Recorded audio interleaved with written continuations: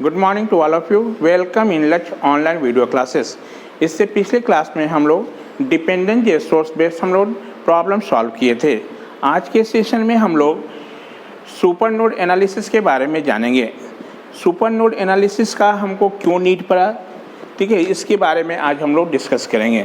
जब बोलेंगे सर हमारे पास नोड एनालिसिस था ही तो हमको सुपर नोड एनालिसिस का क्यों नीड पड़ा, सबसे पहले ये जानेंगे। तो सुपर नोड एनालिसिस का नीड क्यों पड़ा, इससे जानने से पहले हम ये जानेंगे कि सुपर नोड बोलते किसको हैं, ठीक है, और इस मेथड का यूज हम कब करेंगे हम लोग, और फिर दोनों में हम कंपैरिजन करेंगे। तो सबसे पहले सुपर नोड समझने के लिए जैसे हम दो डायग्राम यहाँ पर बनाए हुए हैं, फिगर ए और फिगर बी। हम फिगर बी से ही आपको एक्सप्लेन कर रहे हैं। यहाँ पर आप फिगर बी में देख रहे हो कि हमारे पास कितने नोड है, सारा नोड मार्क किया हुआ है डायग्राम में। A B C D, D को इसने ग्राउंड कर दिया है, ठीक है। आप देख लो यहाँ फिगर से भी आपको पता चल रहा है कि इसमें हमको टोटल 4 ही नोड बनेगा हमारा। ये और ये सारा एक ही जगह कनेक्टेड है, इसलिए इसको अलग नोड ना मान के एक ही नोड माने हुए हैं हमारा, ठीक है। एक नोड यहाँ बनेगा हमारा, चूंकि यहाँ पर 3 ब्रांच है हमारा, यहाँ पर भी एक नोड का फॉर्मेशन होगा हमारा। यानी ये पूरे जो नेटवर्क में यहाँ पर अभी कितना नोड फॉर्मेशन हो रहा है हमारा, तो यहाँ पर आपका 4 नोड बन रहा है, जिसमें डी को इसने क्या किया, ग्राउंड किया है, ठीक है। यदि मान लीजिए कोई हमारा ऐसा जो नोड, ठीक है, ऐसा नोड, तो ऐसा नोड जिसको हमारा यदि आइडियल वोल्टेज सोर्स हमारा, यदि कोई मान लो आइडियल वोल्टेज सोर्स किसी 2 नोड को कनेक्ट कर रहा है, किसी 2 नोड को कनेक्ट कर रहा हो हमारा, तो ऐसे हम नोड को क्या बोलेंगे, सुपर नोड। ऐसे नोड को क्या बोलेंगे, सुपर नोड। अब बोलोगे सर आपने कहा आइडियल वोल्टेज सोर्स किसी 2 नोड को, तो ये 2 नोड जो होना चाहिए वो कौन सा होना चाहिए, नन रेफरेंस नोड होना चाहिए। कौन सा होना चाहिए, नन रेफरेंस नोड। यदि 2 नन रेफरेंस नोड को यदि कोई आइडियल वोल्टेज सोर्स या डिपेंडेंट वोल्टेज सोर्स कनेक्ट कर रहा हो, तो ऐसे नोड को हम लोग बोलेंगे सुपर नोड। ना कि यदि मान लो कोई हमारा नोड और रेफरेंस नोड को यदि कोई वोल्टेज सोर्स कनेक्ट करेगा हमारा, तो ऐसे जो नोड को हम लोग सुपर नोड नहीं बोलेंगे, ऐसे नोड को सुपर नोड नहीं बोलेंगे। जैसे यहाँ पर देख लो इस डायग्राम में हम देखें तो नोड ए और नोड बी ये हमारा नन रेफरेंस नोड है, ठीक है, और ये डी हमारा क्या है, रेफरेंस नोड है। तो नोड ए और नोड बी को देखोगे, एक हमारा ये जो क्या है हमारा बीच में, ये कौन सा हमारा है, आइडियल वोल्टेज सोर्स है। यानी ये ideal voltage source node A और नोड बी को कनेक्ट कर रहा है हमारा, तो ये जो नोड होगा इसी को नोड को हम लोग क्या बोलेंगे, सुपर नोड। यानी यहाँ सुपर नोड जो बन रहा है वो कौन सा है, नोड ए और नोड बी बन रहा है। पहले सुपर नोड समझो ये होता है क्या, उसके बाद हम लोग डिस्कस करेंगे कि इसको एनालिसिस कैसे करेंगे। तो इसमें यही सुपर नोड बन रहा है। जैसे यहाँ फिगर ए में चले जाएं, तो फिगर ए में देखिए कितना नोड है, ए बी सी डी ई। आपको कितना है हमारा है, 5 नोड है, जिसमें नोड ई को इसने ग्राउंड किया है ना। अब यहाँ पर ध्यान से देखेंगे, नोड बी और नोड सी के बीच में एक थोड़ा देखो तो डिपेंडेंट वोल्टेज सोर्स कनेक्टेड है। यानी ये आपका कौन सा है, नन रेफरेंस नोड है। हम बार बार कह रहे हैं यदि किसी नन रेफरेंस नोड को आइडर आपका आइडियल वोल्टेज सोर्स या डिपेंडेंट वोल्टेज सोर्स कनेक्ट करेगा, तो ऐसे नोड को ही हम क्या बोलेंगे, सुपर नोड। अब बोलोगे सर जैसे नोड हमारा डी है और नोड ई है, नोड डी और नोड ई के बीच में भी देखिए एक क्या हमारा आइडियल वोल्टेज सोर्स है, लेकिन ये क्या है हमारा, नोड डी हमारा क्या है, नन रेफरेंस नोड है, और ये क्या है आपका रेफरेंस नोड है। जबकि आपको होना चाहिए सुपर नोड के लिए क्या होना चाहिए, 2 नन रेफरेंस नोड के बीच में होना चाहिए। 2 नन रेफरेंस नोड नहीं है हमारा, ये क्या है हमारा आपका, इसका ये पाथ है हमारा। तो ये जो नोड होगा, हम डी और ई को हम लोग सुपर नोड नहीं बोलेंगे।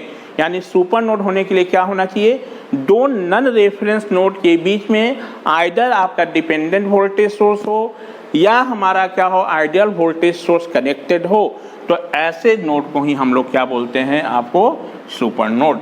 तो फिगर ए और फिगर बी में यदि फिगर ए की बात किया जाए तो यहाँ सुपर नोड कौन होगा, बी और सी को सुपर नोड बोलेंगे, ठीक है, ना कि आप डी और ई को बोलोगे। क्योंकि डी और ई हमारा जो है ये क्या है, एक आपका रेफरेंस नोड है और एक क्या नन रेफरेंस नोड है। जबकि होना चाहिए क्या हमारा, वो वोल्टेज जो सोर्स होना चाहिए आपका आइडियल या डिपेंडेंट वोल्टेज सोर्स दोनों कहाँ होना चाहिए, रेफरेंस नोड के बीच में होना चाहिए। ठीक है, यानी आप समझ गए होंगे कि किसको हम लोग आपको सुपर नोड बोलते हैं। तो यहाँ पर सुपर नोड कौन सा, ए और बी हम मार्क करके दिए हुए हैं। इसका मतलब यहाँ पर यदि सुपर नोड पूछा जाए तो क्या बोलोगे, ए और बी को बोलोगे। यदि इसमें हम सुपर नोड आपसे पूछे तो क्या बोलिएगा, बी और सी को बोलिएगा कि सुपर नोड बन रहा है। इस केस में ये हमारा जहाँ नोड है उसको डॉट कर लेना। ठीक है, ये अब हमको इस सुपर नोड एनालिसिस का नीड क्यों पड़ा ये जानने की कोशिश करेंगे। जैसे नोड एनालिसिस में आप जब कर रहे थे तो नोड एनालिसिस के हेल्प से हम क्या नोड वोल्टेज की वैल्यू निकाल रहे थे। तो नोड वोल्टेज की वैल्यू को फाइंड करने के लिए वहाँ आपने क्या लिखा था, नोड इक्वेशन लिखा था। ठीक है, हर एक नन रेफरेंस नोड पर हम लोग क्या लिखे थे, करेंट का इक्वेशन लिखे थे। उस करेंट की वैल्यू को हम लोग नोड वोल्टेज के फॉर्म में चेंज किए थे, यही है ना। जैसे मान लो कि यहाँ पर सपोज कर लो, यहाँ एट नोड ए पर जब आप करेंट का इक्वेशन लिखोगे तो यहाँ पर करेंट का वैल्यू कितना, 2 एम्पियर। यहाँ का करेंट का वैल्यू आपको निकाल सकते हो, आपका ये नोड वोल्टेज में से इस नोड वोल्टेज को माइनस कर लोगे, इस रेजिस्टेंस से डिवाइड करोगे तो इस नोड वोल्टेज का करंट आपको फाइंड हो जाएगा। लेकिन बाबू सोचो तो इस नोड पर आप जब करंट का इक्वेशन लिखोगे नोड वोल्टेज के टर्म में, तो नोड वोल्टेज का डिफरेंस तो हो जाएगा आपको कितना, VA -10 minus VB divided by क्या, रजिस्टेंस। रजिस्टेंस इसके बीच कितना है यदि हम पूछे तो देखो ये शॉर्ट सर्किट है हमारा, यहाँ ये क्या है, ये वायर है। तो वायर का इंटरनल रेजिस्टेंस कितना बताए थे, 0। यानी आप 0 को किसी फाइनाइट नंबर को 0 से डिवाइड करोगे तो इनफाइनाइट आ जाएगा। क्या आ जाएगा, इनफाइनाइट। यानी ये पूरा एक्सप्रेशन आपको क्या, इनफाइनाइट आ जाएगा। क्या आप नोड इक्वेशंस बना सकते हो, यानी ये डिफ़िकल्टी आया। इसी डिफ़िकल्टी को कम करने के लिए हम एक एनालिसिस पढ़ रहे हैं जिसको हम बोल रहे हैं सुपर नोड एनालिसिस। क्या बोल रहे हैं, सुपर नोड एनालिसिस। जब सुपर नोड एनालिसिस में यही डिफ़िकल्टी आया जब ये दोनों जो नोड के बीच में जहां हमारा आइडियल वोल्टेज सोर्स कनेक्ट है तो उसके बीच का करंट का वैल्यू हम जब कैलकुलेट करना चाहें तो क्या हो गया, इनफाइनाइट हो गया। इनफाइनाइट होने के चलते हमारा क्या होगा, नोड इक्वेशन लिखना पॉसिबल नहीं है। तो इस डिफ़िकल्टी को हम कैसे कम करेंगे, इसी डिफ़िकल्टी को कम करने के लिए एक एनालिसिस आज हम लोग लर्न कर रहे हैं जिसको बोल रहे हैं सुपर नोड एनालिसिस। ठीक है, तो जब एनालिसिस इसको करेंगे तो कैसे हम लोग करेंगे, तो करना क्या है, जहाँ सुपर नोड बन रहा है वहाँ पर हम लोग 2 इक्वेशन लिखेंगे। एक आपको करंट का इक्वेशन लिखेंगे और एक क्या लिखेंगे, वोल्टेज का इक्वेशन लिखेंगे। मतलब जो सुपर नोड बनेगा वहाँ से 2 इक्वेशन मिलेगा, एक करंट का इक्वेशन लिखेंगे और एक क्या लिखेंगे हम लोग, वोल्टेज का इक्वेशन। ठीक है, और जहाँ जहाँ आपको सुपर नोड नहीं बन रहा है वहाँ पर सीधे आप KCL इक्वेशन लिख देना। तब इसको जब हम एग्जाम्पल के रूप में मान लो यही क्वेश्चन हम सॉल्व करते हैं, हमारा क्वेश्चन आता है कि find the value of current in 3 ohm resistance, 3 ओम के अक्रॉस निकालना है। तो 3 ओम निकालने के लिए यहाँ पर क्या होता है हमारा, चूँकि ये सुपर नोड यहाँ बन रहा है तो हम सुपर नोड एनालिसिस के हेल्प से सॉल्व करेंगे। ठीक है, कैसे सुपर नोड एनालिसिस के हेल्प से इस प्रॉब्लम को सॉल्व करेंगे, हम जब इस क्वेश्चन को रूप में लेके चलेंगे उसी को आप एग्जाम्पल बोल लो, हम उसी एग्जाम्पल को आप क्वेश्चन के रूप में समझाएंगे। ठीक है, तो उसको कंसिडर करने के लिए एक प्रॉब्लम ही हम लोग लेके चलेंगे, तब आपको अच्छी तरह से समझ में आएगा कि इसको एनालिसिस को अप्लाई कैसे हम लोग कर रहे हैं। तो आपको आई होप अच्छी तरह से समझ में आया होगा कि सुपर नोड है क्या हमारा, इसका नीड क्यों पड़ा हमारा। ठीक है, अब इसी चीज़ को देखो, हम जो डिफिनीशन क्या है इसको पहले लिखे हुए हैं। सुपर नोड का डिफिनीशन पहले लिखे हैं, nodes that are connected to each other. हमारा ऐसा जो नोड जो कि हमारा क्या कनेक्टेड हो, किससे, बाय ए वोल्टेज सोर्स। अब यहाँ पर इस वोल्टेज सोर्स से आपका क्लियर नहीं हो पा रहा है कि कौन सा वोल्टेज सोर्स, तो हम इसको आपको आइडेंटिफाई करने के लिए इसके अंदर में लिख लिए हैं आइडियल वोल्टेज सोर्स और डिपेंडेंट वोल्टेज सोर्स। कहने का मतलब हमारा यदि कोई नोड हमारा, और वो भी कौन नोड, यहाँ नोड से तो ये क्लियर नहीं हुआ, तो हमारा नन रेफरेंस नोड। ठीक है, यदि हम बोल रहे हैं तो आप अपना नोट भी कर लेना, कौन, नन रेफरेंस नोड। यदि साइड में आप अपना लिखना है तो हिंदी में लिख लेना, यदि कोई आइडियल वोल्टेज सोर्स, ठीक है, यदि कोई आइडियल वोल्टेज सोर्स हमारा दोनों नन रेफरेंस नोड के बीच में कनेक्टेड हो तो उस नोड को हम लोग क्या बोलेंगे, सुपर नोड बनेंगे। है ना। सुपर नोड होने के लिए क्या होना चाहिए हमारा, वो वोल्टेज सोर्स जो होना चाहिए वो दो नन रेफरेंस नोड के बीच में होना चाहिए, ना कि आपका रेफरेंस नोड और नन रेफरेंस नोड के बीच में। दोनों जो होना चाहिए वो नन रेफरेंस नोड होना चाहिए। Nodes that are connected to each other by a voltage source, कैसा वोल्टेज, आइदर वो आइडियल वोल्टेज सोर्स हो, नहीं तो क्या डिपेंडेंट वोल्टेज सोर्स, बट लेकिन not to the reference node, लेकिन वो नोड हमारा रेफरेंस नोड से कनेक्टेड नहीं होना चाहिए। By a path, path means रास्ता, ऑफ वोल्टेज सोर्स फॉर्म में सुपर नोड्स। यदि कोई मान लो हमारा रेफरेंस नोड और नन रेफरेंस नोड को कोई यदि वोल्टेज सोर्स, कैसा वोल्टेज, यहाँ पर भी आपका प्रैक्टिकल नहीं हमारा, मतलब आइडियल वोल्टेज सोर्स, ठीक है। यदि कोई पाथ होगा हमारा तो उसको हम लोग आपको सुपर नोड नहीं बोलेंगे। यानी सुपर नोड होने के लिए आपका आइडियल जो हमारा क्या होना चाहिए, आइडियल वोल्टेज सोर्स या डिपेंडेंट वोल्टेज सोर्स किसी दो नन रेफरेंस नोड के बीच में कनेक्टेड होगा, उसी नोड को हम लोग क्या बोलेंगे, सुपर नोड बोलेंगे। क्लियर हो गया। A super node requires one node voltage equation, that is KCL equation. Super node जो होगा हमारा, वहां से दो इक्वेशन हम लोग बनाएंगे, एक कैसे मिलेगा करंट के इक्वेशन लिखने से, और एक कैसे मिलेगा वोल्टेज के इक्वेशन को लिखने से। अब ये करंट का इक्वेशन और वोल्टेज का इक्वेशन कैसे लिखेंगे, जब क्वेश्चन हम लोग इसको सॉल्व करेंगे, आप एग्जाम्पल बोल लो, उसी को एग्जाम्पल के रूप में हम क्वेश्चन ले लेंगे, तब तो बताएंगे। तो मतलब सुपर नोड जहाँ बना है वहाँ से हमको दो इक्वेशन ऑब्टेन होगा, एक बाय राइटिंग करंट इक्वेशन और एक क्या से, बाय राइटिंग वोल्टेज इक्वेशन। तो आप इसे कह सकते हो, कभी पूछा जाता है आपको ऑब्जेक्टिव में कि super node analysis is the application of, तो यहाँ पर क्या है हमारा केसीएल इक्वेशन और केवीएल, ये दोनों यहाँ पर यूज होगा। यानी super node is the analysis of किसका, केवीएल और केसीएल, ये दोनों का है हमारा, ठीक है। तो कैसे इसको एनालिसिस करेंगे अब हम लोग यहाँ पर जानेंगे।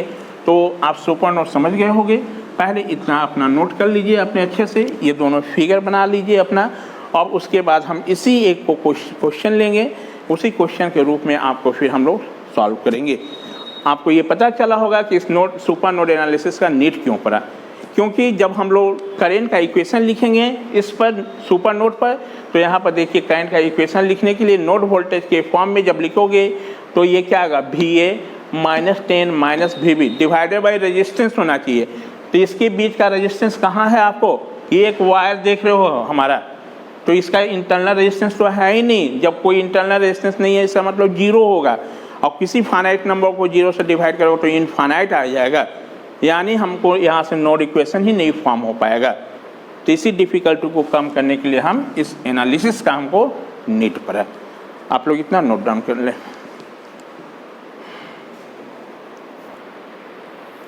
आइए एक हम लोग क्वेश्चन सॉल्व करते हैं सुपर नोड बेस। क्वेश्चन हमारा इस प्रकार है, find the power dissipated by 5 ohm current source in the network shown in figure. आपका कह रहा है कि 5 एम्पियर जो करंट जो सोर्स है, इसके चलते इसमें कितना हमारा पावर डिसिपेट होगा वो कैलकुलेट करें। तो देखो ये करंट सोर्स के चलते हमको पावर डिसिपेट निकालना है, तो पावर का फॉर्मूला क्या होगा इसके लिए, वोल्टेज इंटू करंट। करंट का वैल्यू तो दिया हुआ 5, यदि हम वोल्टेज का वैल्यू निकाल लें कि इसमें कितना वोल्टेज हमारा अपियर होगा, यदि वो निकाल लें तो पावर का वैल्यू इजी वे में निकल जाएगा बाबू।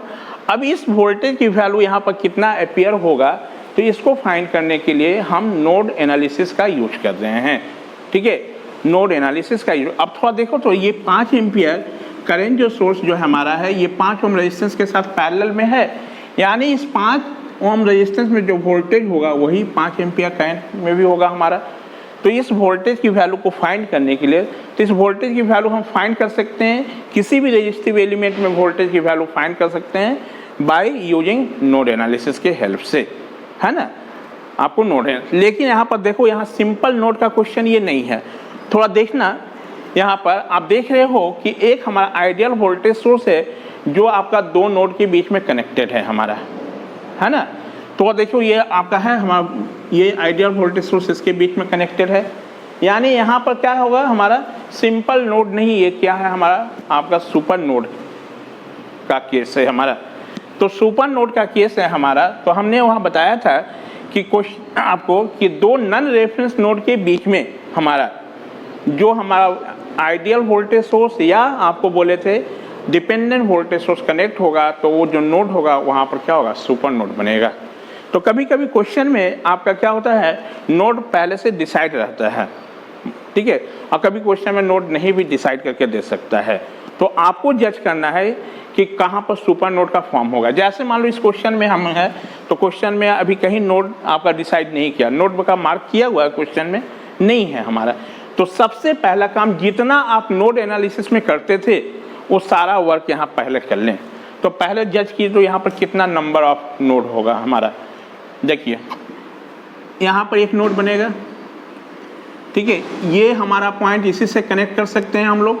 तो ये और ये मिलकर एक ही नोड होगा, यहाँ पर भी एक नोड बनेगा, दो, एक नोड देखो यहाँ पर फॉर्म होगा हमारा, चूंकि यहाँ पर भी दो से ज़्यादा ब्रांच हो रहा है, ठीक है। अब एक थोड़ा देखो कि ये और ये सबको हम यदि एक ही जगह कनेक्ट कर दें तो एक नोड ये भी बन जाएगा। तो यहाँ इसको सबको हम एक ही जगह लेके आ रहे हैं। चाहे आप तो इसको इस डायग्राम को इसको यहाँ से भी मिला सकते हो, है ना, आपको चाहे इसको ऐसे ही रहने देना चाहते हो तो आप ऐसे ही रहने दो। तो एक नोड हम ये पूरे को यानी इसको बोल रहे हैं, तो ये सब एक ही नोड कंसीडर कर रहे हैं, अलग अलग नहीं कर रहे हैं। अब डायग्राम कितने बार रीड्रॉन करोगे, आप लोग भी सीखो ऐसे बनाने के लिए। तो कितना नोड बना हमारा, 1 2 3 4, चार नोड वोल्टेज होगा, मार्क कर लो, आइदर न्यूमेरिक ऑर्डर से नहीं तो अल्फ़ाबेटिकल। इसको V1 V2 V3 और V4 जितना नोड में काम करते तो सब करना है हमको। तो 4 नोड होगा तो नोड इक्वेशन कितना बनेगा, 3 होगा, यानी 3 नोड इक्वेशन का फॉर्मेशन होगा। क्लियर है हमारा, ठीक है। उसके बाद क्या करते थे, नोड मार्क करने के बाद उस नोड में से किसी एक नोड को हम रेफरेंस सिलेक्ट करते थे। तो हम इसको रेफरेंस ले लिए, जिस नोड को आप रेफरेंस सिलेक्ट करोगे वहाँ का वोल्टेज कितना, 0। अब उसके बाद हम कह सकते हैं कि ये जो 10 वोल्ट जो है हमारा वो कौन सा, इसका इंटरनल रेजिस्टेंस यहाँ है, यानी जिस वोल्टेज सोर्स का इंटरनल रेजिस्टेंस का वैल्यू 0 होता था तो ऐसे सोर्स को हम लोग क्या बोले थे, आइडियल वोल्टेज सोर्स। यानी ये आइडियल वोल्टेज सोर्स हमारा दो नन रेफरेंस नोड के बीच में कनेक्टेड है, यानी इस नोड 1 और 2 को हम लोग क्या बोल सकते हैं, सुपर नोड। तो यहाँ पर जो सुपर नोड बन रहा है उसको थोड़ा मार्क कर लेना आप।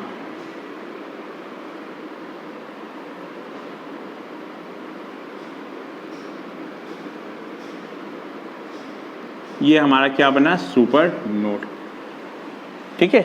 इधर लिख लीजिएगा आप कि ये ताकि आपको सुविधा हो, कोई पूछे कि सुपर नोड कौन सा है तो यहाँ सुपर नोड का नाम आपको क्या बोलना है कि 1 और 2 हमारा क्या सुपर नोड है। यदि अल्फ़ाबेटिकल में करते तो इसको VA VB VC VD कर दे तो उस समय हम लोग क्या बोलते हैं, नोड A और B।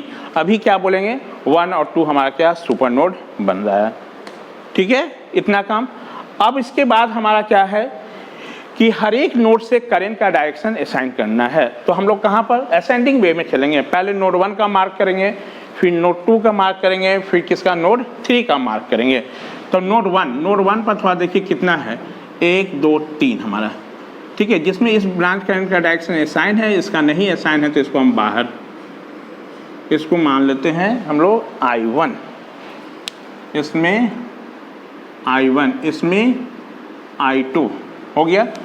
नोड 2 पर करें तो नोड 2 पर कितना, 1 2 3 4 है हमारा, जिसमें नोड 2 के लिए ये ब्रांच का करंट का डायरेक्शन असाइन हो चुका है।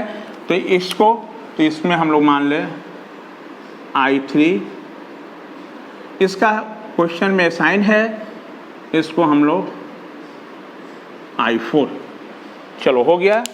उसके बाद नोड 3 पर आ जाए तो नोड 3 पर देखो कितना है, 3 ब्रांच है, 1 2 3, जिसमें 2 का है करंट डायरेक्शन असाइन, इसका नहीं है तो इसको बाहर दिखा दो। इतना काम तो हम लोग नोड एनालिसिस में भी करते थे, है ना। चलो सुपर नोड कौन है वो भी हो गया हमारा। अब इसको हम लोग कैसे एनालिसिस अप्लाई करेंगे, सबसे पहले आपको जहां सुपर नोड नहीं बन रहा है, तो सुपर नोड नहीं बन रहा वो कौन है हमारा, 3। तो जहां सुपर नोड का फॉर्मेशन नहीं हो रहा है उस नोड पर पहले सिंपल आप KCL इक्वेशन लिख दो, ध्यान से समझिएगा।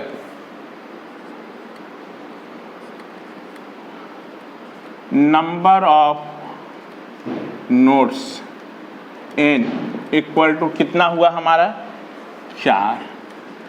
नंबर ऑफ, जो काम करते थे पहले ये सारा काम करना है, नंबर ऑफ नोड्स इक्वेशन या नोडल इक्वेशन भी कर सकते हो, equal to n minus 1, 4 minus 1, 3।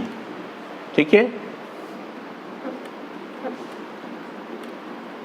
हम शुरू में ही जज कर लेंगे क्या हमारा कोई सुपर नोड बन रहा है या नहीं। यदि सुपर नोड का केस होगा तो हम लोग ऐसे सॉल्व करेंगे। तो यहाँ पर देखो 1 और 2 क्या है, सुपर नोड बन रहा है। सबसे पहले जहाँ सुपर नोड का फॉर्मेशन नहीं हो रहा है उस नोड पर हम लोग केसीएल इक्वेशन लिखेंगे। तो writing KCL equation at super node 3 पर हम लोग लिख दें हमारा ये। तो 3 पर लिखोगे तो कहाँ होगा बाबू बोलो, वहाँ पर 3 ब्रांच देखो, I1, I3, I5 का सम 0, तो I1 incoming plus I3 minus I5 equal to 0। ठीक है, हमको बनाना है इक्वेशन नोड वोल्टेज के फॉर्म में, इसलिए इस करंट का वैल्यू नोड वोल्टेज के फॉर्म में लाएंगे। अब थोड़ा देखो I1 कहाँ है, नोड 1 और 3 के बीच में है। नोड 1 और 3 के बीच में कोई सोर्स वोल्टेज नहीं है, कोई बैटरी नहीं है, तो इस केस में हमारा I1 का जो वैल्यू होगा वो नोड वोल्टेज का डिफरेंस डिवाइडेड बाय यहाँ से यहाँ तक टोटल रेजिस्टेंस, यानी कितना V1 minus V3 by 3। I5 थोड़ा देखिए कहाँ है, 3 और 4 के बीच में है। 3 और 4 के बीच में अगेन कोई बैटरी नहीं है, यानी हमारा जो I5 का वैल्यू होगा वो नोड वोल्टेज का डिफरेंस, नोड वोल्टेज का डिफरेंस कहने का मतलब V3 माइनस V4, और V4 का वैल्यू 0 है, यानी ये V3 माइनस 0 बाई उस नोड के बीच का टोटल रेजिस्टेंस 2 माइनस I5 देखिए कहाँ है, I5 करंट आपका कहाँ है, हमारा I5 लिख लिए हम लोग।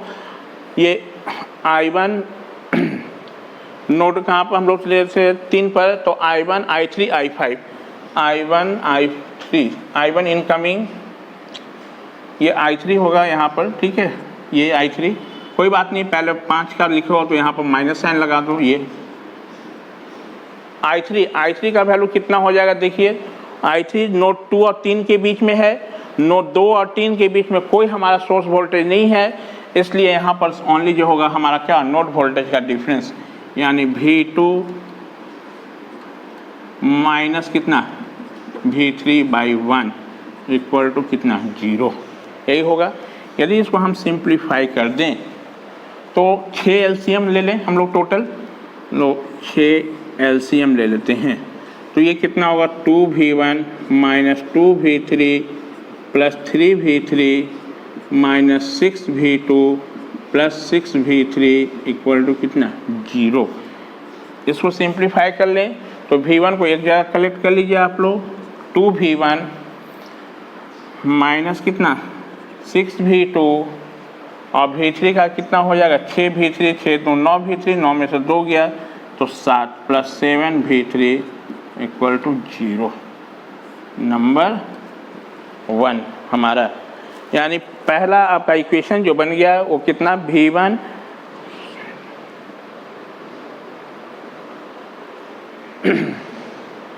तो चेक कर लेंगे, I1 plus I3 minus I5 equal to 0, V1 minus V3 by 3। ठीक है, I1 प्लस I1 हो गया। ठीक है, इनकमिंग I3 भी इनकमिंग, और I5 आउटगोइंग माइनस I5। ठीक है, माइनस I5 कर लिए हम लोग 0, इस वैल्यू को पुट कर लिए, I1 का value V1 minus V3 by कितना 3 माइनस V3 बाई 2, I3 का वैल्यू कितना होगा हमारा, तो उस नोड पर I3 का वैल्यू प्लस है, प्लस। ठीक है, प्लस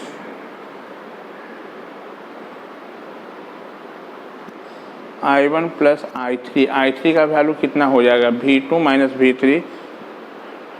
देखो यहाँ पर I1 प्लस I3 है ना जी, ये माइनस I5 है, तो ये I1 हुआ, ये करंट किसका वैल्यू हो गया, ये आपका I5 है ना, V3 I5 देखो तो कहाँ है हमारा O, यानी V3 माइनस 0, तो इसका साइन पर माइनस है ये, और ये क्या है प्लस है। थोड़ा साइन देख लेना बाबू, यदि हो गया तो सारा गड़बड़ हो जाएगा, फिर ये माइनस होगा और ये 6 हो गया ना, तो 6V2 minus 6V3 equal to 0। ये तो इसको सिंप्लीफाई किया जाए तो देखिए तो कितना होगा, 2V1 प्लस 6V2 और V3 कितना हो जाएगा, 3 2 5 6 11 minus 11V3 equal to 0। Number 1 पहला इक्वेशन हो गया। ये इतना तो पता चल रहा है कि 3 इक्वेशन बनेगा, तो एक इक्वेशन आपका कहाँ, जहाँ सुपर नोड नहीं बन रहा था, और 2 इक्वेशन हमको वहाँ से मिलेगा जहाँ सुपर नोड फॉर्म हो रहा है। तो सुपर नोड हमारा कहाँ 1 और 2 के बीच में हो रहा है, 2 इक्वेशन यहीं से हम लोग निकालेंगे। तो राइटिंग करेंट इक्वेशन,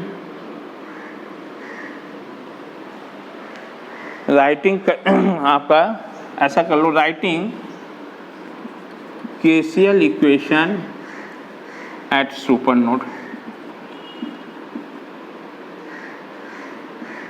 ध्यान से समझना, ठीक है। आपका 3 इक्वेशन फॉर्म होगा, तो एक इक्वेशन तो जहां सुपर नोड नहीं बना वहां सिंपल आप लिख लिए। अब 2 इक्वेशन कहाँ, तो जहां सुपर नोड बन रहा है वहां से ही आपको 2 इक्वेशन मिलेगा। कैसे, एक इक्वेशन आपको बाय राइटिंग KCL इक्वेशन। तो KCL इक्वेशन जो सुपर नोड पर लिखोगे तो यहाँ पर ध्यान से समझिएगा, इसी में कन्फ्यूजन होती है। सुपर नोड कौन सा बन रहा है, 1 और 2। तो सुपर नोड पर जब हम KCL इक्वेशन लिखेंगे तो समझेंगे कि नोड 1 और 2 नोड को हम लोग क्या है मर्ज कर देंगे, मतलब एक ही नोड मानेंगे, अलग नोड नहीं मानेंगे। जब इस नोड को यहाँ पर मर्ज करोगे तो इस नोड का जो करंट होगा हमारा ये, और इस नोड, ये तीनों जाके यहीं पर मर्ज हो जाएगा हमारा। तो यहाँ पर क्या होगा, ये 2 हमारा ब्रांच करंट इसका, इस पर कितना है हमारा, ये 2, यानी टोटल हमारा जब सुपर नोड पर होगा तो कितना करंट का होगा, आपका 4 करंट का सम 0 होगा। फिर से समझना, writing KCL equation at super node. Super node पर जब हम करंट का इक्वेशन लिखेंगे तो हमारा सुपर नोड कहाँ बन रहा है, नोड 1 और नोड 2 पर हमारा। तो नोड 1 और नोड 2 पर जब करंट का इक्वेशन लिखोगे तो इसका मतलब है कि ये नोड हमारा और 2 नोड को एक ही मान लेना है। क्या मान लेना है, एक ही मान लेना है। जब एक ही मान लोगे तो उस समय हमारा क्या होगा, ये वाला सारा जो पॉइंट इसी पर हो जाएगा कंसाइड हमारा। तो उस समय टोटल जो है इस नोड पर आएगा तो कितना ब्रांच होगा, एक, इसका 2 हो जाएगा, इसका 2 हो जाएगा, क्योंकि ये तो इसी पर मर्ज होगा। आपको इसको उठा कर ऐसे फोल्ड कर दो ना ऐसे हमारा।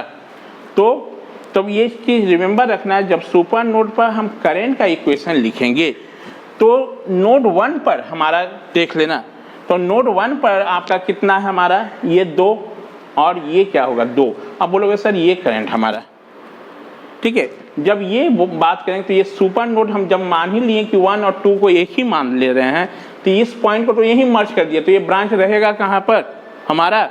तब सुपर नोड के समय हमारा क्या, इसको आपको ब्रांच करंट नहीं काउंट करना है, यानी सुपर नोड लिखने के समय हमारा इसको ब्रांच करंट काउंट नहीं करेंगे, क्योंकि ये नोड और ये नोड एक ही जगह आपको मर्ज होगा। सुपर नोड कहने का मतलब मास्टर नोड, वो दोनों को मिला दे रहे हैं। तो सुपर नोड के केस में आपका कितना होगा, आपको जब ये और ये मर्ज होगा तो इसका 2 और इसका 2, यानी टोटल 4 ब्रांच करंट का सम 0 होगा हमारा। समझ में बात आया। अब देखो यहाँ पर जब लिखोगे तो ये दोनों, तो ये क्या है हमारा इस नोड पर आएगा, तो ये डायरेक्शन तो यही रहेगा, अलग चेंज तो नहीं होगा। तो इसके लिए क्या हो जाएगा, -2 हमारा इनकमिंग, ये सॉरी आउटगोइंग, माइनस कितना I1 आउटगोइंग, ये क्या होगा बोलिए I3 आउटगोइंग, ये 5 इनकमिंग, और ये क्या होगा -I4 इक्वल टू कितना 0 हो जाएगा हमारा कि नहीं। समझ में बात आई। एक बार फिर समझ लेना बाबू, जब सुपर नोड पर करंट का इक्वेशन लिखोगे, KCL इक्वेशन लिखोगे, तो कहने का मतलब नोड 1 और नोड 2 को मर्ज कर देना है। जब नोड 1 और नोड 2 को मर्ज कर दोगे तो उस केस में हमारा क्या होगा, ये नोड इसी पर चला जाएगा, तो ये ब्रांच आपका करंट नहीं लिखेंगे हम लोग। समझ में बात आई, क्योंकि ये नोड तो इसी पर आ गया तो ब्रांच रहा कहाँ हमारा, ये तो कोइंसाइड कर गया, तो ये ब्रांच करंट सुपर नोड के समय इस वैल्यू को नहीं लिखेंगे। I2 देखो नहीं है हमारा, यानी कितना हो जाएगा, 2 ये होगा और इस नोड पर कितना है हमारा 1 2 3, हमारा 3 2 5, यही हुआ। अब इसको सिंप्लीफाई कर लेना है।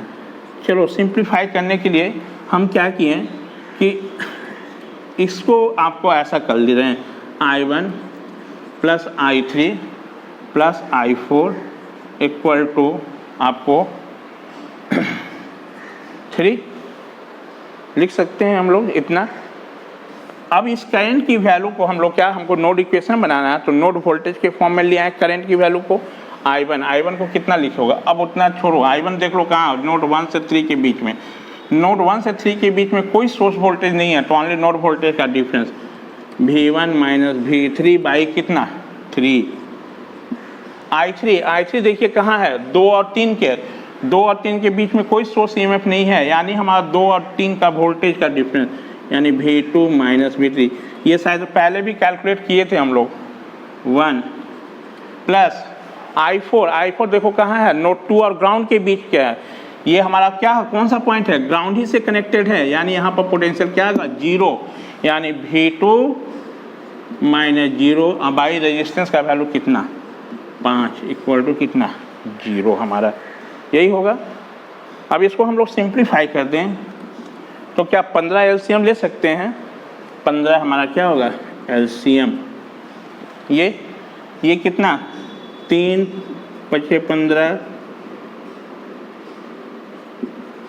इसको सिंप्लीफाई करो, 15 V2 माइनस 15 क्या है V3 plus 3 V2 equal to 0 होगा।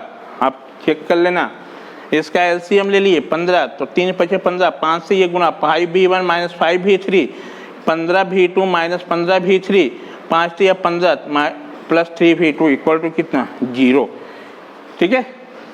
तो इसको सिंप्लीफाई करके कितना आएगा, देखो V1 को एक जगह कलेक्ट कर लेंगे, V2 को एक जगह कलेक्ट कर लेंगे और V3 को एक जगह कलेक्ट, एक इक्वेशन मिलेगा।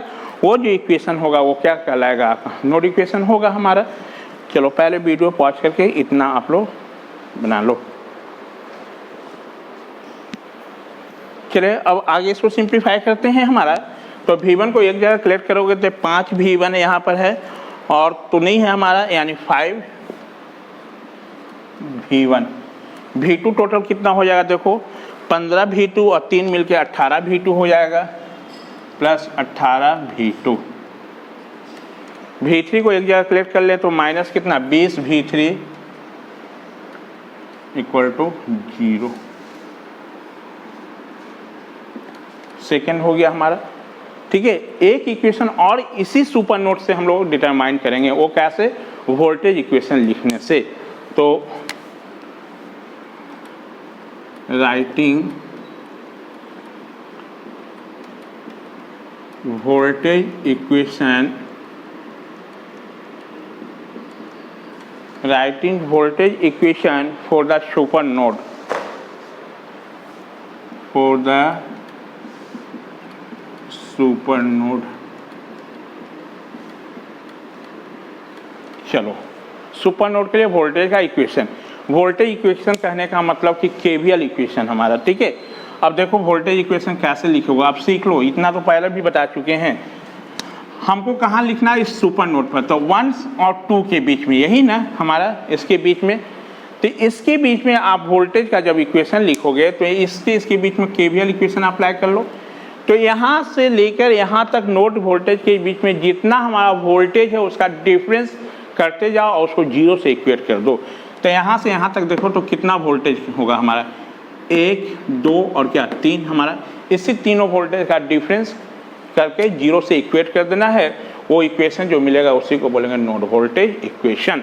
तो चलो कहाँ है, देखो पहले हमको कहाँ से निकालना है, 1 से 2।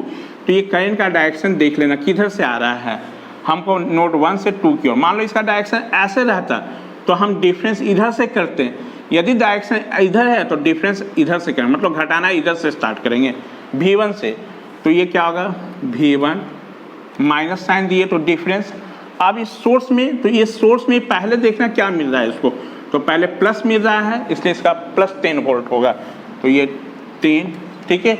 और वो कितना है V2, तो माइनस V2 इक्वल टू कितना 0, यानी कितना हो गया V1 minus V2 equal to कितना 10। हमें ये नंबर 3। नोड वोल्टेज जो भी मानोगे वो तो ग्राउंड के रिस्पेक्ट में किया ना, तो नोड वोल्टेज हमेशा ग्राउंड के रिस्पेक्ट में क्या है हमारा हायर होगा, इसलिए पॉजिटिव है, यानी इसका मैग्नीट्यूड पॉजिटिव है, इसका भी पॉजिटिव है हमारा। ये 3 इक्वेशन मिल गया।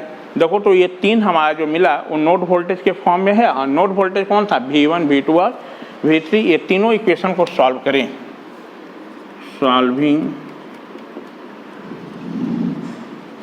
इक्वेशन 1, 2 एंड 3 वी गेट, यदि हम ये तीनों को सॉल्व करें तो V1 V2 और V3 का वैल्यू मिल जाएगा, ठीक है।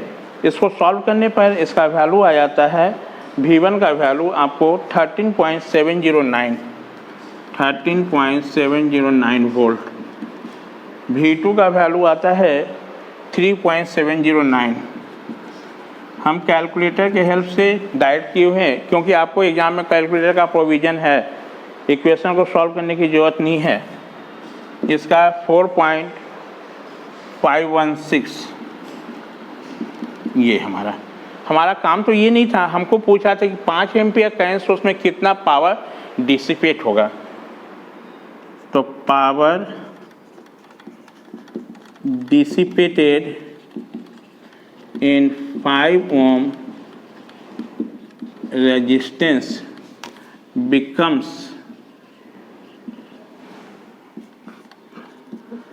पावर डिसिपेटेड इन 5 ओम, ये लिखने का तरीका है, इज इक्वल टू क्या लिखोगे वोल्टेज इनटू क्या 5 ओम में है ना, पूछ रहा है, sorry power dissipated in 5 ampere पूछ रहा है जी। Power dissipated in 5 ampere current source, resistive element में नहीं पूछा है, ये करंट सोर्स में पूछा है। तो वोल्टेज इनटू करंट, तो कितना, अब थोड़ा सोचो तो करंट का वैल्यू 5 एम्पियर, तो 5 एम्पियर में जो वोल्टेज आएगा वही ना, तो इस 5 एम्पियर में कौन सा वोल्टेज आएगा, देखो तो ये 5 एम्पियर 5 ओम रेजिस्टेंस के साथ पैरेलल है, यानी 5 ओम में जो वोल्टेज होगा वही होगा।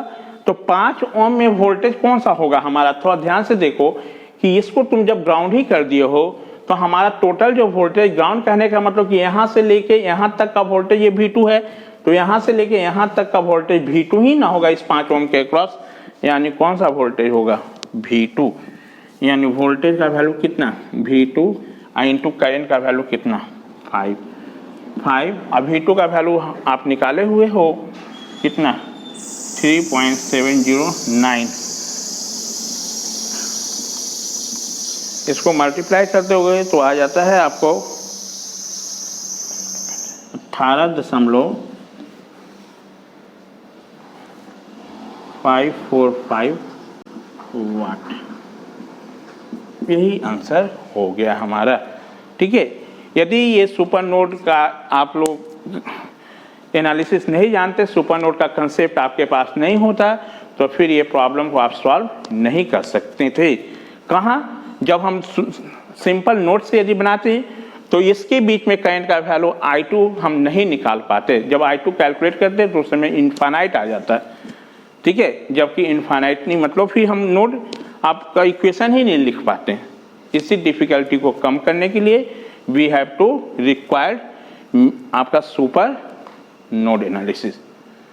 समझ में बात आई, यानी सुपर नोड के केस में हमेशा याद रखो कि जहां सुपर नोड बन रहा वहां पर से 2 इक्वेशन मिलेगा, एक कैसे करंट का इक्वेशन लिखने से और एक कैसे मिलेगा वोल्टेज के इक्वेशन लिखने से।